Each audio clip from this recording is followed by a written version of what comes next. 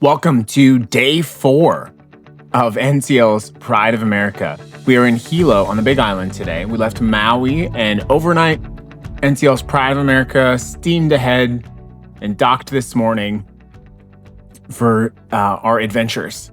On this island, we'll be going to Hilo and Kona, but today we stop in Hilo. And the Hilo port or cruise terminal area is very industrial, like just about every port we've been to so far, but that doesn't mean we didn't have adventure, both on the ship and off the ship. Had a great day, so let's kick into it and talk about day 4. So, of all of the ports, this port in Hilo actually had a lot of information inside the terminal area. So there were people answering questions, information stands, and plenty of seating while you waited for your excursion or shuttle. We're not going to do either of those things. We're going to take a trip up to Rainbow Falls, which is just a short drive from the cruise terminal itself, and a truly historic place. A little bit of a pro tip, we're going to go here later, but there is a free shuttle to the downtown farmers market area, so you can grab that shuttle here. I ended up just popping in an Uber and hopping down to Rainbow Falls. It took 10 minutes and the Uber ride was only $15. Had an excellent Uber driver. Remember always to tip your Uber drivers. And he was a good guy. So had a nice chat on the way over just about the world. And he gave me some great tips for Rainbow Falls. So let's go check out Rainbow Falls on day 4, I think. I'll check on that again. So it's called Rainbow Falls because if you happen to get here at the right time in the morning, the way the waterfall cascades out creates lots of mist, as you can see in a little bit here. And that mist, when it catches the sunlight and the rays, makes rainbows. Very visible, prominent rainbows, which is why it is called Rainbow Falls. You see right there below, and I'll show you this in a little bit of a different shot here, it actually cascades into an actual lava pit. So that's pretty impressive. And regardless of the time that you get here, whether that's in the morning or the regular time, you probably plan to spend about 30 minutes in this spot. Directly behind the waterfall, off to the side a little bit, is this very cool cascaded shaded tree area. Kids love to climb in this thing. It's a great spot for a photo. But you can see how it's all interconnected and it's really, really quite beautiful to see. Obviously that tree has been there longer than I have been on the earth, and it's important to remember those kinds of things and celebrate them. But the kids had a lot of fun climbing in and out of here. You can see, if you look, there are some challenges in terms of accessibility and walkability in this area. There is a path right along this roadway that you can see that makes it a little bit easier to get there. But you do want to exercise some caution because there are some trip hazards. At the top part of Rainbow Falls, you can see the overlook, which is right near that outcropping we were just at. You can look down on Rainbow Falls, and you can walk just over just a little bit more.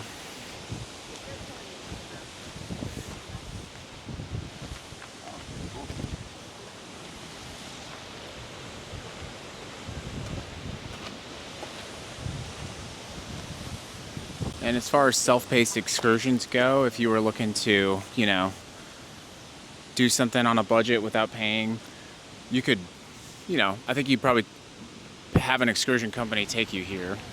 But you can definitely get there from your cruise ship on an Uber or on another form of taxi. It only cost me $15 to get here and $15 to get back. The Uber ride was 10 minutes. So after we went to Rainbow Falls, we took another Uber down to the sort of downtown market area. And one of the spots that I would recommend checking out is a place called Cafe Pesto. It's a very quaint spot with a very vintage decor. So let's go check that out because it's pretty special. This is a very affordable place to grab a bite to eat. And for those of you on the island, it can be challenging to find a restroom. So if you grab a bite to eat here, they do have a clean, accessible restroom. But I love the feeling of this old building. It's very quaint.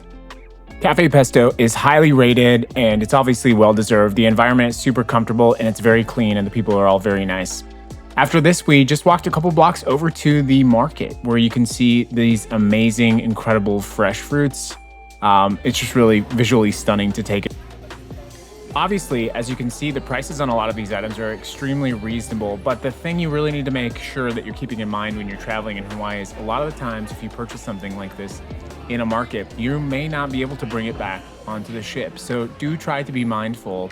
And if you're ever in a port and you're not sure you have a specific destination, like let's say we were gonna go to this market, talk to the ship before you get off and ask, what are the things, hey, I'm going to this place, can I bring it back on board?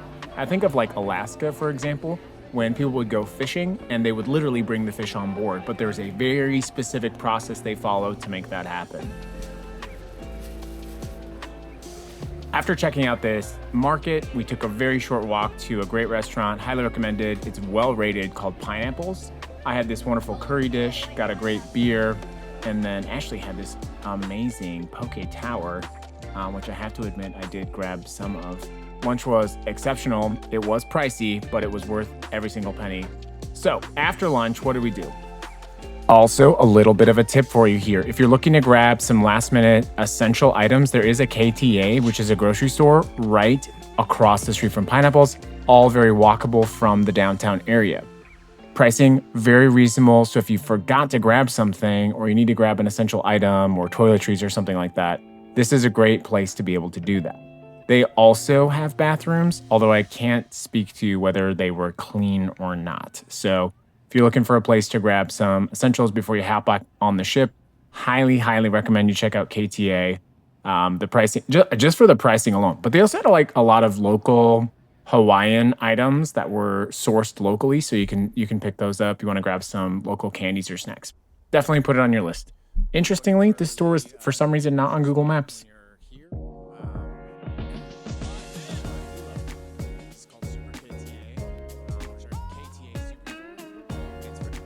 All right, after KTA, we stopped over at this kind of fun place, which is Sugar Coast Candy. They had a lot of really interesting items. One of my favorite things is they seem to have freeze-dried everything. So if you wanted a freeze-dried Oreo or a freeze-dried Starburst, they had that, which was kind of fun. This was obviously a decision largely led by our 13-year-old who decided he had to stop and spend some of his vacation money. But it's a cute little store and probably worth the stop. There's some of those free-dried Oreos. After we decided to leave the candy shop, we actually took Uber to Richardson Ocean Park. Look at that amazing crystal water. This is a little sort of pass-through area. This is a volcanic beach that has black and green sand. I didn't even know green sand was a thing. I didn't even know black sand was a thing, which is pretty amazing. But there's lots of, volcanic rock formations here that create a fun place. Also kind of a dangerous place. Richardson is another one of those places we wanted to check out because they do have sea turtles. And we saw two right here in this little outcropping that we were in. This guy was just having fun. He moved all around. I think he was hanging out with his dad, by the way, who we'll see here in a little bit. But he was just hanging out, catching some sun, eating some grass. But check out this incredible black sand. It's wild. It's a really unique experience if you've never experienced a black sand beach. But this beach has black and green sand, again, which we'll check out here in a little bit. It doesn't feel like a beach, but it very much is a beach. So it's kind of cool. Obviously, the black sand is caused by volcanic debris, which is ground down into sand. But here you can see the black sand.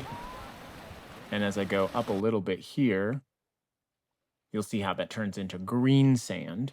So it's a black and green sand beach, which is very interesting. Never experienced that before.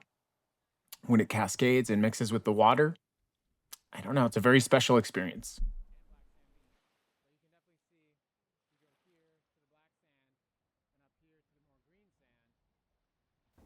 As we walked farther down the beach, there was this outcropping area, this sort of cove, I guess you could call it, where there were no less than 10 sea turtles. This gentleman over here was swimming with the turtles. If I had to think of one thing I regretted about this time is that I probably would have liked to have gone like snorkeling in this area. And if I went back, I would try to go snorkeling. Now, you're going to see so many sea turtles in this particular area, but you're also going to see people who are a little bit too close for comfort and actually might be breaking the law. Remember, these turtles, this is their environment, and you need to be careful about how close you get to them and not disturbing them in their natural environment. I know it's important to get a photo. I know you want to save memories, but these creatures are protected for a reason. They're special, they're beautiful, and they deserve to be safe.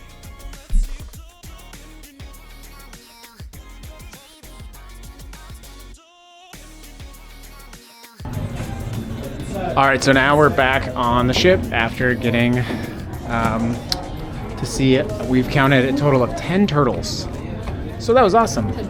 Today alone, 10 turtles today alone, which is wild. We're gonna go grab a drink at what bar? the atrium bar. Let's do it. So, I was going to cut this out, but this staircase is a very prominent feature of the Pride of America, and I think when you watch it on cruise tour videos, it's overwhelming, and it is kind of overwhelming in person. But like many of the sort of hodgepodge themes of Pride of America, it both works and feels very comforting. And so what I mean to say is, give it a shot. It has a unique appeal that I think you'll be quite fond of at the end. All right, so it is 3:58. We're back on the ship with plenty of time to spare. We're gonna grab a drink here at Pink's. I'm just gonna grab a beer, and Ashley's grabbing what? Mai Tai. A Mai Tai. So we're gonna have a post Hilo, relax, figure out what the next steps are. Probably gonna hit the hot tub, something like that, and then figure out our dinner reservation. Because as of right now, I don't think I can do La Bistro right now.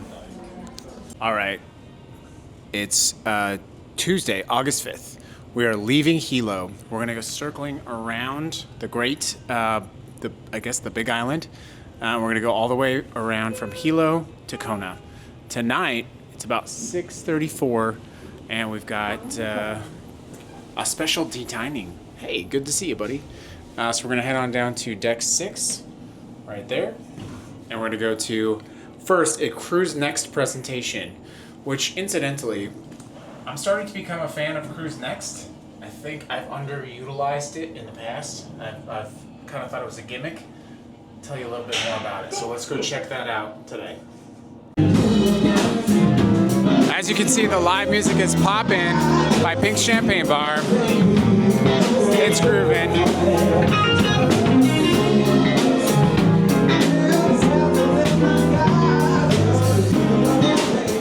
Good vibes, good attitude.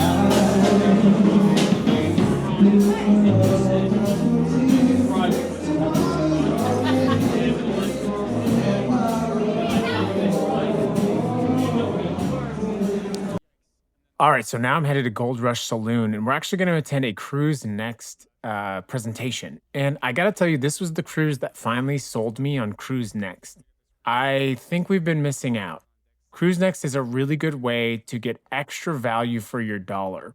And we basically wiped away our entire stateroom charges just by purchasing credits that we were going to use on a future cruise. I promise you this is not sponsored. We did do this. All right, so for this evening, heading out of Hilo, the night is turning out to be quite fun. So we're gonna go out to a specialty dining restaurant. Typically, it's called La Bistro. On NCL's Pride of America, it has a very special name. So we're gonna be talking about Jefferson's Bistro. So tonight we'll be both going to and reviewing Jefferson's Bistro. You can see right there, it's really prominently labeled as Jefferson's Bistro, themed and styled with the NCL Pride of America. But the menu is very classically La Bistro. So to give you an example, let's see, tonight they've got escargot or steak tartare, just a bunch of really great stuff. La Bistro is one of our favorite restaurants on any NCL ship, and it's certainly one of our things we're looking forward to most for this one. So let's go check it out, grab a seat, and get to it. Okay, so tonight the menu is very classically La Bistro. Even the decor is very classically vintage Americana. Can you tell us a little bit about what's on the menu tonight? Huh? Can you tell us what's on the menu? We've got. We have your classic steak, fish kind of combinations, roasted pork chops, braised shank. Everything has a potato something or a lemon cape or something, so very French. What do you think about the date? Not La Bistro.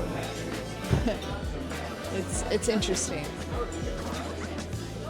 but it's nice.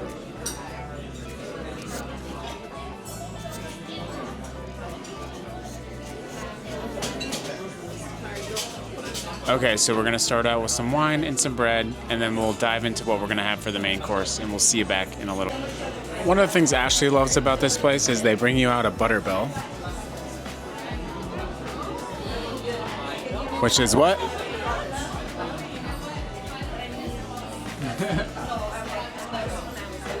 Three, two, one. Which is what? Okay, so when you make butter from scratch, you like whip it in a bowl, and when you put it in a butter bell to keep it fresh, it actually goes upside down into a bell portion that has water in it, and so this part would be upside down as like a top in the water to keep it fresh. There you go. And what did we order? We order beef tenderloin and the sea bass. We have an endive salad and a goat cheese beet salad. And how about wine? You have the cab and I have the Pinot. Pretty good. Can't go wrong with the endive. All right, so while not still properly plated, I got the endive salad, and Ashley got the croquette. Goat cheese croquette.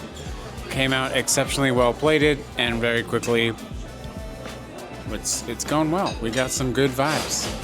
All right, so as a little bit of a tip, you can get extras if you really like an item, at least for appetizers, probably not for entrees. We'll find out. Should we find out? And I had the endive salad. It was really good, and I was like, I would like to have that again. So I asked, and she said, yeah. So here's what it looks like when it's well plated. It was so good I had to have two. Okay, the main course is here, which is a tenderloin and a sea bass. It came out so fast and so beautifully plated. That's why we love La Bistro. Although usually don't they do the whole silver thing, the dome thing? Usually at La Bistro they have like a silver dome that they display your meal with. That did not happen tonight. What a disappointment. But otherwise it looks amazing.